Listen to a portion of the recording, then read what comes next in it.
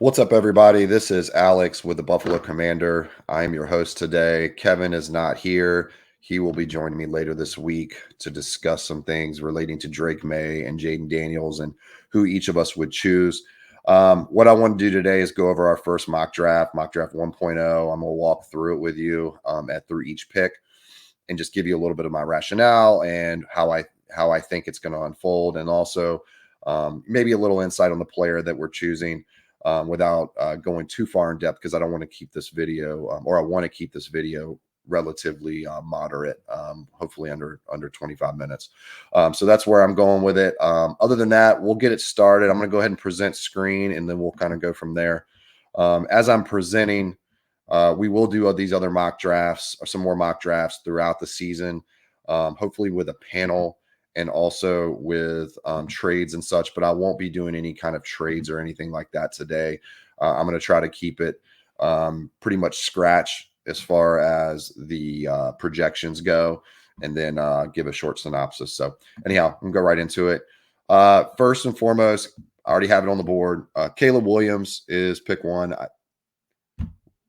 They could have traded this pick away. I thought maybe at one time they might, and then I didn't think so anymore. With the hiring of Kingsbury and Washington, I could see that potentially happening again, because Kingsbury does have ties, and previously Kingsbury basically forced the Arizona Cardinals to trade away Josh Rosen in 2019 in lieu of Kyler Murray, who was his guy, who we had recruited in college. So I could see them maybe putting some pressure there, but I just think it's going to be too costly. You've got 3 first-round picks most likely to move up just one spot. Sounds crazy. It's off the charts as far as the draft grading scale goes on trades, but this doesn't really adhere to the Jimmy Johnson trade chart. This is something where it's a generational quarterback.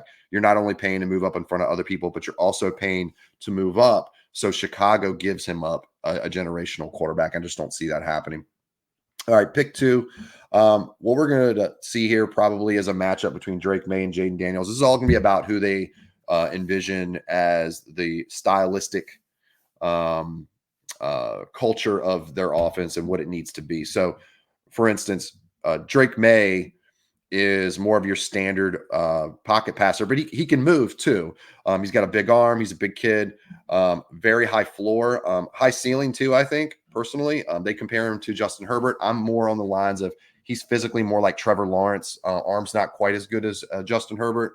And the straight line mobility might actually be better than Herbert.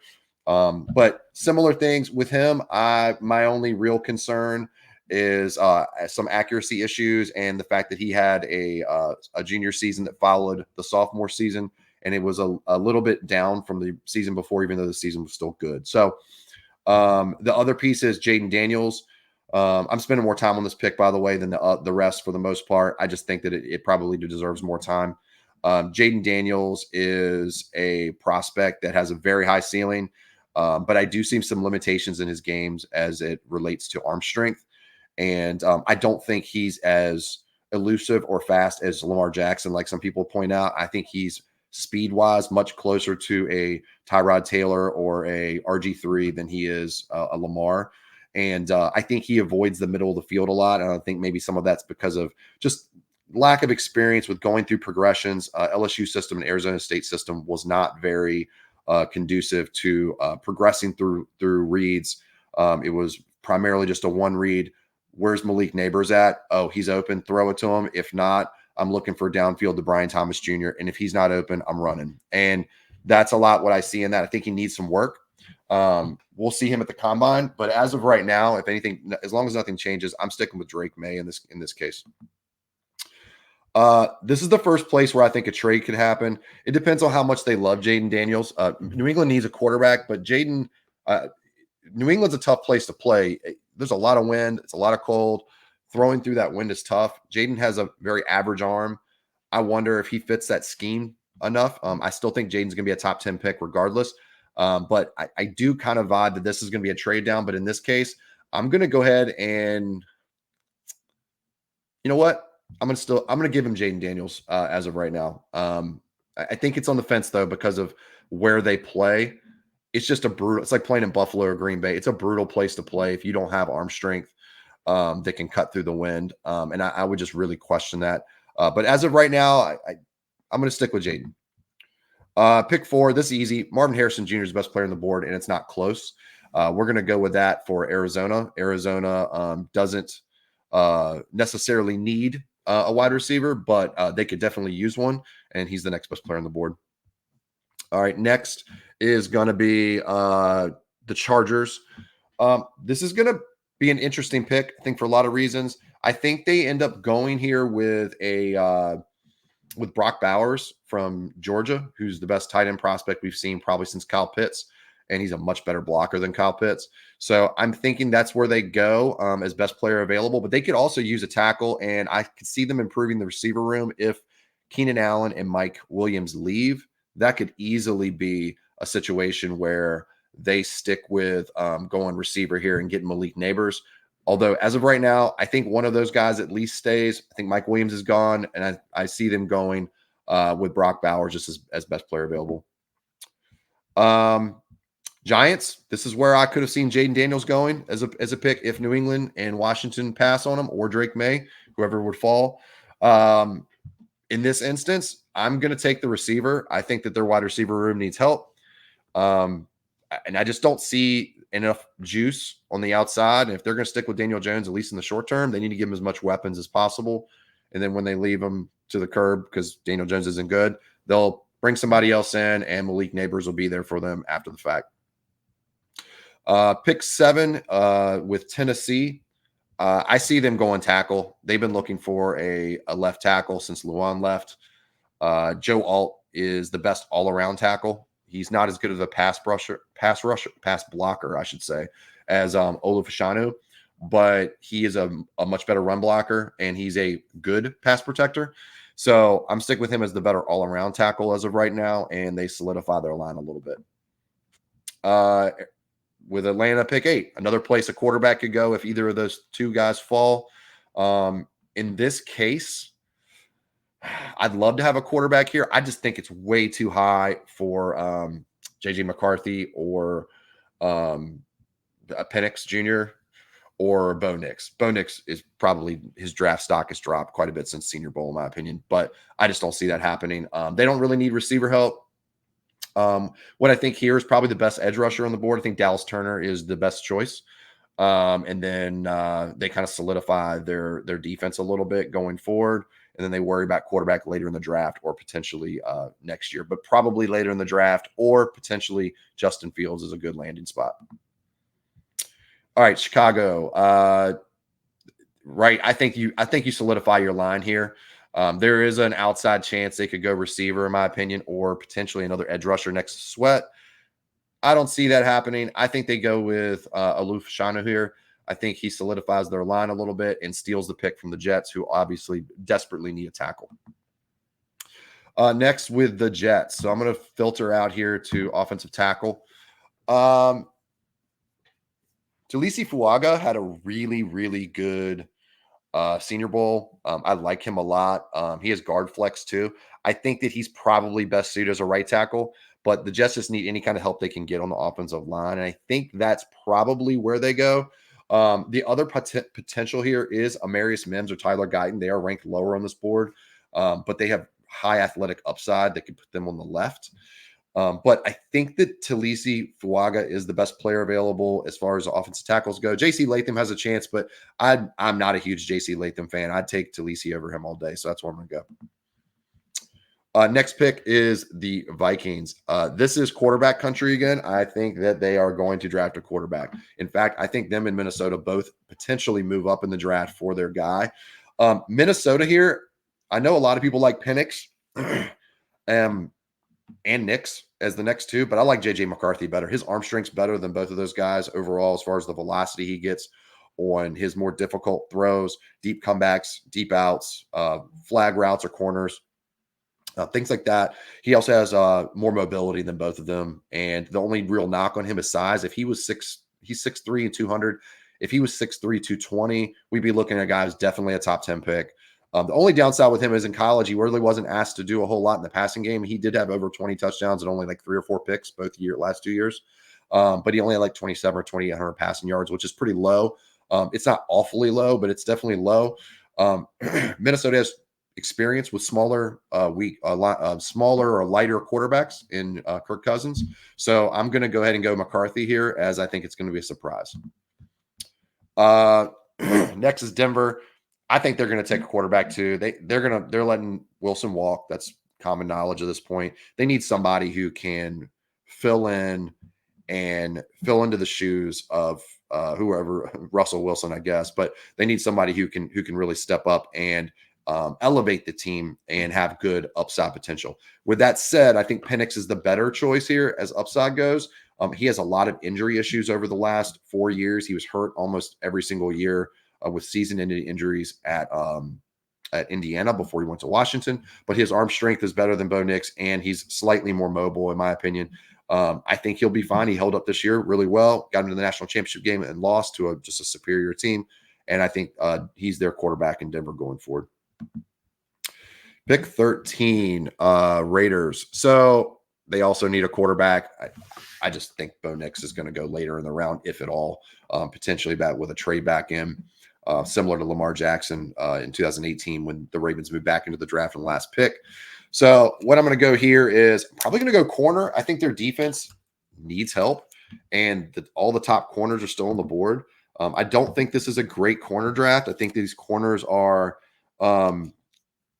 underwhelming, although I do think they're all kind of the top end guys are more all mid to late first round picks versus early, like in most drafts. So what I'm going to do here is stick with the best one I think that fits their scheme.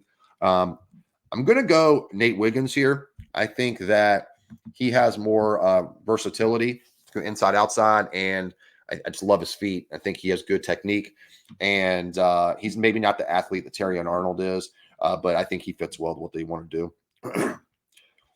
Next is the Saints. I think offensive tackles in play here. Defensive tackles in play. They need a quarterback, but they're not going to do that. I heard they're going to stick with Carr for probably the foreseeable next 1 or 2 years. So I don't see that happening at all. So what I think at this point is best bet is to go tackle while the good ones are still out there. I'm going to go with Amarius Mims. I just think that his athletic upside's there for left tackle. They've been trying to replace Terron Armstead since he left, and I think he'd be a good fit. Next, so if the Colts were to get rid of Michael Pittman Jr., then I think they go receiver here because it's a deep receiver draft, one of the deepest I've seen. However, I think they're going to franchise tag him and move forward. I guess they could still potentially go in on it, but there's a lot of edge rushers here that they could use, and I really believe they need that in addition to tackle. But I don't know if I love that either. Let's see what they got in offensive tackle. Yeah. So I'm going to actually go with tackle to protect the quarterback. We're going to go Latham here. I think he's a better all-around tackle than Guyton, even though Guyton is a better athlete. And then protect Richardson going forward. He got hurt quite a few times last year, and then the final one put him out for the season. I just don't – I think they got to do something with it if he's getting hit like that. I know some of it's happening out in the field, but they need to protect that guy. They have a franchise quarterback, and getting a left tackle, I think, or a right tackle, wherever you want to put him, is maybe the best potential option there. Next, Seahawks. We're going to go corner here. I know they drafted corner twice in the last 2 years and early in the draft, but I just – for whatever reason, Tariq Woolen has fallen out of favor, and I really think that they want to replace him at this point. So we're going to go Terrion Arnold here, probably the best athlete at the position, in my opinion, at the top of the draft anyway. And I do believe that he can fill a role as a starting corner on day one, so that'll be easy. Next is the Jags. They say edge is a need here. It's not. I don't, unless Josh Allen leaves, I don't think they're going to let him go. I think they're going to either franchise him or sign him long term. What I do believe is their corner room is struggling also, even though they did put some investment into it in the last few years. I have this feeling that they're going to add more to it.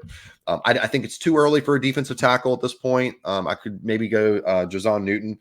I just don't see it. So what I'm going to do is go ahead and snag the last pure corner, Kool-Aid McKinstry, at this pick. I think Cooper DeJean's good too, but I just think he's maybe slotted more to be a safety or a nickel. All right, so Bengals are going to lose a receiver, no doubt. They're going to lose Higgins, maybe Higgins and Boyd. They could potentially franchise tag Higgins. Don't see it happening. I think that they're trying to rebuild that roster, so to speak, and lose as little of the future players as possible. They do have quite a few guys, or not enough guys, sorry, on rookie deals in key roles. So they need to get younger at positions and move forward with Burrow's contract, and also with the potential to sign Jamar Chase next year. I just think the money's going to run out. So with that said, I'm going Rome Odunze here. I thought he could have been a top 10 pick if this draft fell down differently. But in this case, he gets to 18 and the Bengals get a steal. I believe if he's there still, somebody's jumping them with a trade if that happens. Odunze is too good to go 18, in my honest opinion. Next up, we're going Rams. I'm going to look at edge again because I think it's between edge and tackle for them. They need somebody on the outside to get rushed, and they also need to shore up their offensive line. They've lost quite a few players the last few years on both sides of those. They lost Von Miller and Floyd last year or 2 years ago. They lost one, and then the other one was this year. So that's a possibility. Laiatu Latu is there. I don't think he's a great athlete, and he has short arms. I know that sounds silly, but short arm players at edge, it matters. But he's a really good technical player.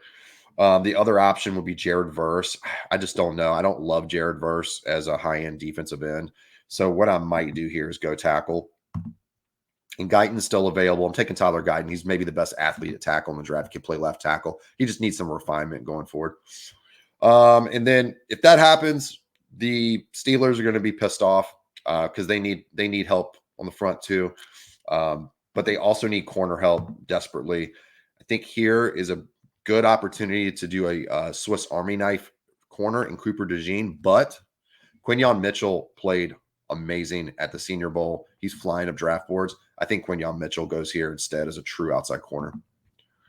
Next is the Dolphins. I think this is fairly easy. They need to shore up the middle of their line. They're going to lose Connor Williams potentially. If they don't pay him, they're going to lose Eichenberg potentially, and maybe not Robert Jones is gone. So they're going to need to do something in the middle there. And we saw Jackson Powers Johnson in the Senior Bowl perform way over they got him ranked 35th here. He's way better than that. He's a block in the middle. He's just a mountain of a man, and he's actually probably bigger than most centers you'd like them to be. But he can move too for that size, which is quite impressive for a guy. I believe he's 320 or 330, 320. Okay. And I think they go there to shore up that piece of the line. All right. Next is the Eagles. They need back end defensive help. Corner is an option here. They've done a lot with their line the last few years. I don't see them do anything with the defensive line. Safety is an option. It's Cooper DeJean or Cam Kitchens for me.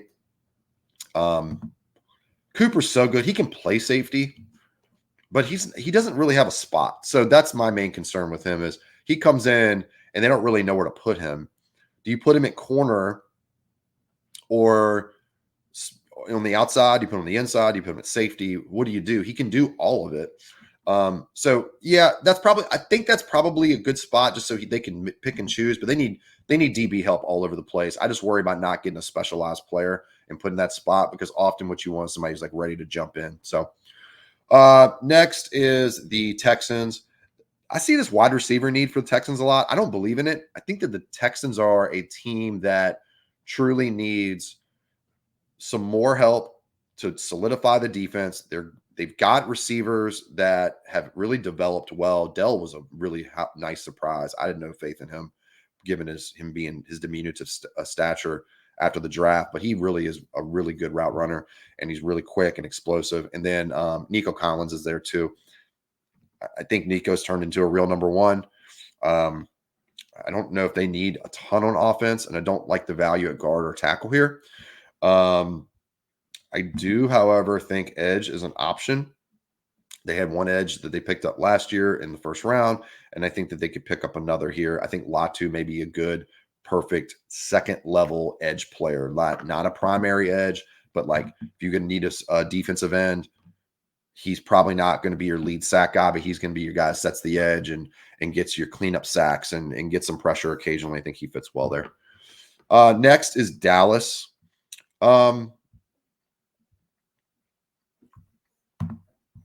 Dallas needs defensive tackle help. The best one still on the board. I think Jerzon Newton is there. I didn't like what Mozzie did last year for them. I know he was a first round pick too, but he just looked not there, and he just didn't look like he knew what he was doing.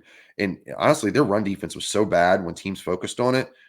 They need something. And linebacker is also a possibility. This is a bad linebacker draft. I just can't see him doing it. I think they solidify the middle of their defensive line with this guy. He's good at rushing the passer too, 6'2", 290 as a framework there.